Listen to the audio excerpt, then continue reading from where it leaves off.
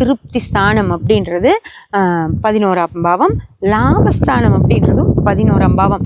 நீ வாழ்ந்த வாழ்க்கையில் என்ன லாபம் அடைஞ்ச அப்படின்னு சொல்கிறது. பணம் காசு சம்பாதிக்கிற லாபம் அப்படின்றது ஒன்று இருக்கும்.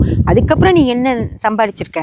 மனிதர்களை சம்பாரிச்சிருக்கியா, சொந்தங்களை சம்பாரிச்சிருக்கியா, குழந்தைங்களை சம்பாரிச்சிருக்கியா, எங்கே இருந்தாலும் அந்த குழந்தைங்க உன் மேலே உயிராகவும் அன்பாகவும் இருக்காங்களா அப்படிங்கிற விஷயத்தையெல்லாம், அதுதான் லாபக்கணக்கு. நம்ம வாழ்ந்த வாழ்க்கைக்கான லாபக்கணக்கு, அதையும் சொல்கிறது 11ஆம் பாவம்.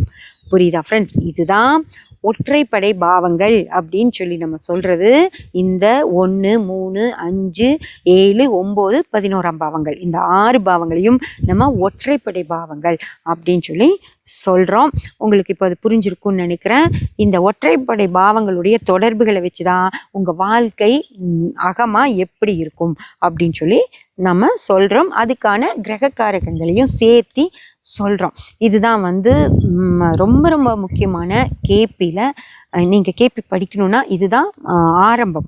இந்த ஆரம்ப விஷயங்களை நல்லா தெரிஞ்சுக்கிட்டீங்க அப்படின்னா உங்களுக்கு கேபி அப்படி லட்டு மாதிரி வரும் ஃப்ரெண்ட்ஸ். ஓகேங்களா? படிக்கணும்னு நினைக்கிறவங்க இந்த வீடியோவை நல்லா பார்த்து பழகிக்கங்க.